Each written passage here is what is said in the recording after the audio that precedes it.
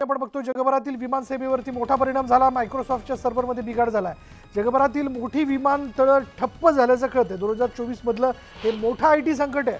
Microsoft कॉर्पोरेशनच्या cloud सेवेतील तांत्रिक समस्येमुळे भारतासह जगभरातील उड्डाणं जी आहेत ती रद्द करण्यात आलेली आहेत आणि आपण बघतोय की ती रद्द करण्यात आल्यामुळे फार मोठी समस्या निर्माण झालेली आहे। तर काही उड्डाणं उशिरा झालेली आहेत। मायक्रोसॉफ्टच्या Azure क्लाउड आणि मायक्रोसॉफ्ट 365 सेवांमध्ये समस्या आलेल्या आहेत। तांत्रिक बिघाड दूर करण्याचं काम वेगाने सुरू असल्याचं सांगण्यात आलंय। आकाशा एअरलाइन्सने स्पष्ट केलंय की त्यांच्याकडे ऑनलाईन सेवा मुंबई आणि दिल्ली विमानतळांवर तात्पुरत्या स्वरूपात अनुपलब्ध असतील। बुकिंग आणि चेक इन सेवांसह आमच्या काही ऑनलाईन सेवा तात्पुरत्या अनुपलब्ध असतील। स्पाइस जेटने सांगितलंय की आम्हाला सध्या उड्डाण व्यत्ययांवर अपडेट प्रदान करण्यात तांत्रिक समस्या येत आहेत आणि हे सोडवण्यासाठी आमची टीम सक्रियपणे काम करत असल्याचं त्यांनी म्हटलंय। त्यामुळे असं देखील आतापर्यंतचं अपडेट मिळतं की मुंबई विमानतळावरती जे प्रिंटेड बोर्डिंग पास असायचे ते मात्र आता मॅन्युअली म्हणजे हाताने लिहिलेले बोर्डिंग पास जे आहेत ते प्रवाशांना देण्यात आलेले आहेत। त्यामुळे ही सगळी प्रक्रिया पूर्ण करता वेळ लागतोय। प्रवासी जे आतमध्ये चेक इन करण्याकरता म्हणून आलेले त्यांचं काही लगेज असेल ते लगेज पहिले तर फ्रंट विंडोला त्यांना तिथे सबमिट करायला लागतं आणि त्या संदर्भातलं वजन करून त्याबद्दलची पावती घ्यावी लागते।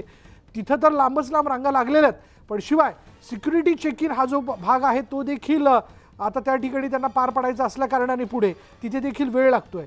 त्यामुळे मुळातच प्रशासकीय पूर्ततेला वेळ लागत असल्या कारणाने म्हणजे ॲडमिनिस्ट्रेटिव्ह ज्या काही गोष्टी असतील बोर्डिंग पास काढणं पुढे चेक इन करणं या सगळ्या गोष्टीला वेळ लागत असल्या कारणाने आता त्यांना पुढे देखील सुरक्षेच्या तपासणीतनं सगळी प्रक्रिया पूर्ण करत विमानापर्यंत जाणं याला वेळ लागतोय। म्हणून आता विमानाची उड्डाणं देखील काही रद्द करण्यात आलेली आहेत, तर काही उशिरानं विमानं जी ती उड्डाणं घेत आहेत आणि काही एअरलाइन्सने याबद्दलची आपली भूमिका जी ती स्पष्ट केलेली आहे। त्यामुळे आत्ता या क्षणाला जर प्रवासी म्हणून आपण बाहेर पडताय तर आपण जरूर आपल्या मोबाईलवरचा मेसेज चेक करा, कारण बऱ्याचशा प्रवाशांना 2 तास अगोदर विमानतळावरती येण्याच्या संदर्भात सांगण्यात आलेलं आहे। फैल्कन में प्रॉब्लम आने से माइक्रोसॉफ्ट में प्रॉब्लम आया। माइक्रोसॉफ्ट आप अगर यूज करते हो, आपकी कंपनी यूज करती है, आपका बैंक यूज करती है या स्टॉक मार्केट यूज करता है, सबको ये प्रॉब्लम आ रहा था। उनके गलत कॉन्फ़िगरेशन से, उनके अपने सॉफ्टवेयर को अपडेट नहीं करने से ये एक बड़ा संकट पूरे दुनिया में आया हुआ है। इसको ठीक करने में 3 से 4 घंटे लग सकते हैं, क्योंकि अगर इन्हें जो कॉन्फ़िगरेशन है वो हर जो सिस्टम है उसके बारे में अगर उसे तय करना है तो इसे वक्त काफी लग सकता है।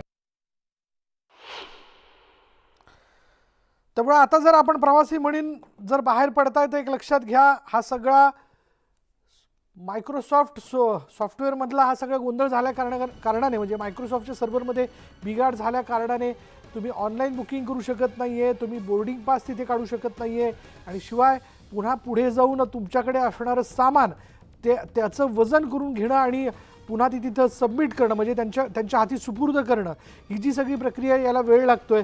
त्यामुळे मुळातच जर आपण अगदी अधिकचा विचार केला तर मुंबई विमानतळावरती अगदी आतमधून बाहेर जाओस तर आणि पहिल्या काय म्हणूयात की पहिली जी विंडो आहे तिथपर्यंत जाण्याकरता म्हणून वेळ लागतोय, लांब रांगा लागलेल्या आहेत।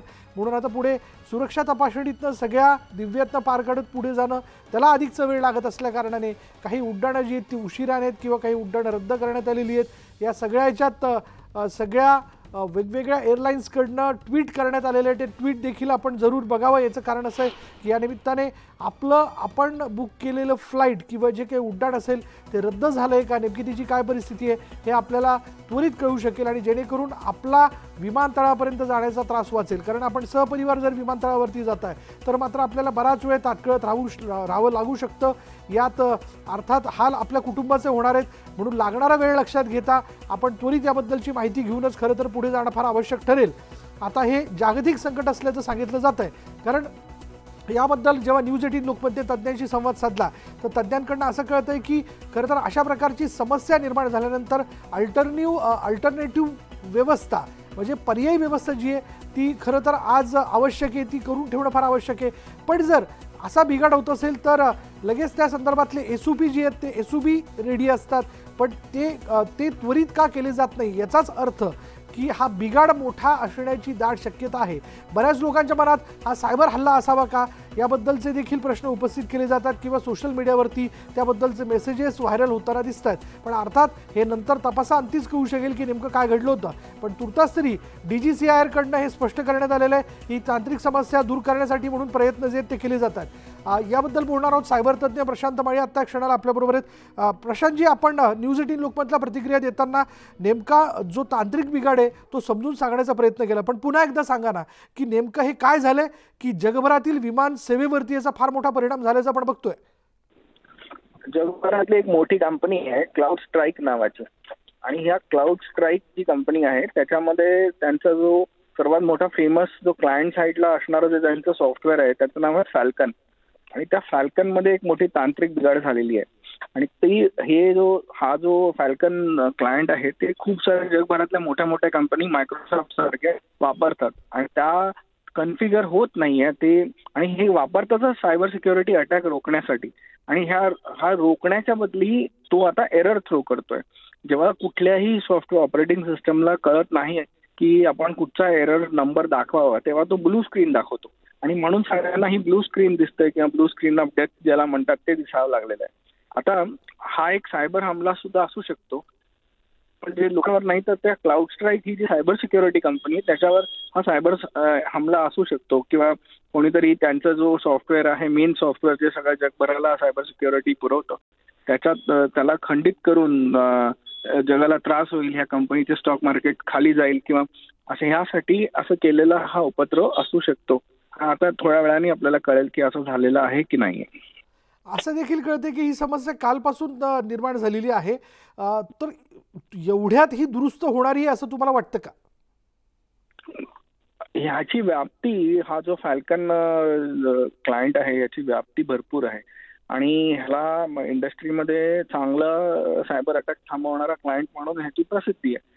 त्याच्यामुळे खूप जणांनी आणि वेगवेगळ्या कॉन्फिगरेशन मध्ये वापरल्यामुळे हे असं असू शकतं. आणि कुठच्या एखाद्या वेबसाईटने एक सिक्युरिटी ट्रॅक करते त्याने असं म्हटलंय की साधारण 5,000 सायबर हमले झालेत आतापर्यंत ह्या सिस्टमच्या इर्द गिर्द. त्याच्यामुळे हा हमला आणि हे जे नुकसान आहे किती डीप आहे हा एक अनालिसिसचा विषय आहे. पण मला असं वाटतं की 4-5 तासात काही गोष्टी सुरळीत होतील असं वाटतंय.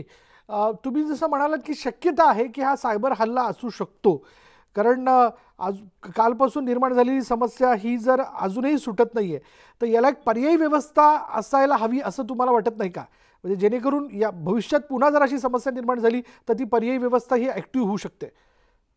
पर्यायी व्यवस्था हवीच, आणि पर्यायी व्यवस्था ह्या ज्या कंपनीचा ओव्हर कॉन्फिडन्स आहे त्याच्यामुळे आता हे हाल झालेत आपले. ह्यांनी जर जेव्हा कधी असा त्यांच्यावर हमला, रक्षण करणाऱ्या कंपनीवरतीच हमला होतोय म्हणून ही आपली आज हालत अशी आहे.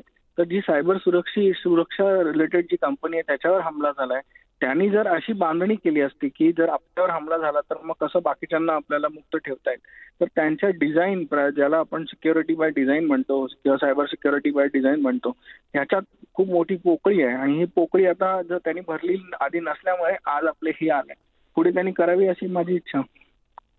धन्यवाद प्रशांत माळीजी आमच्याशी बोलल्याबद्दल. मायक्रोसॉफ्ट मधील हा सगळा बिघाड आणि त्याचा मोठा परिणाम जो आहे तो जगभरातील विमान सेवांवरती दिसून येतोय. मायक्रोसॉफ्टच्या सर्व्हरमध्ये फाल्कन नावाचा हा सर्व्हर आहे ज्याच्यामध्ये हा बिघाड झालेला आहे. त्याच्यामुळे आता या क्षणाला आपण पाहतोय की ना तुम्ही बोर्डिंग पास काढू शकते ना ऑनलाईन विमानाचं तिकीट बुक करू शकते. त्यामुळे ठिकठिकाणी म्हणजे सगळ्याच विमानतळांवरती जगभरातल्या आता गर्दी झाल्याचं कळत आहे, कारण तुम्हाला सगळ्याच गोष्टी मॅन्युअली पार पाडाव्या लागत आहेत. आणि मॅन्युअली या सगळ्या गोष्टी पार पडत असल्या कारणाने म्हणजे अगदी बोर्डिंग पास हाताने लिहून देऊन प्रवाशांच्या हातात देणं, त्यानंतर पुढे सगळे सोपस्कर पार पडत, म्हणजे मग त्याचं सामान जे असेल, अतिरिक्त बॅगेज जे असेल त्या संदर्भातली सगळी पूर्तता करून घेतल्यानंतर सुरक्षा तपासणीतनं तो प्रवासी जात असतो, मग तो सहपरिवार असतो किंवा एकटा असतो, या सगळ्या ह्याच्यातनं तो जात असतो आणि तिथे त्याला वेळ लागतो. त्याच्यामुळे अर्थातच विमानाची उड्डाणं काही ठिकाणी थांबलेली आहेत, काही रद्द करण्यात आलेली आहेत, काही विलंबाने आहेत, अशा सगळ्या समस्या ज्या आहेत त्या निर्माण झालेल्या आहेत. म्हणून आता DGCIRने ट्विट केलेलं आहे या संदर्भात. सोशल मीडियावरती त्यांनी एक मेसेज टाकलेला आहे आणि अर्थात तो प्रवाशांना देखील आलेला आहे की किमान 2 तास अगोदर आपण विमानतळावरती पोहोचावं, जेणेकरून जो काही वेळ लागतोय तो या 2 तासात त्या सगळ्या प्रक्रिया आणि जे काही सोपस्कर आहे ते पार पडून प्रवाशांना त्यांच्या विमानापर्यंत व्यवस्थिशीर पोहोचवता येईल, जेणेकरून विमान उड्डाणं जी ती सोयीस्कर होऊ शकतील. पण आता या क्षणाची मोठी बातमी आपण बघतोय, ज्याची अपडेट आपण जाणून घेतले.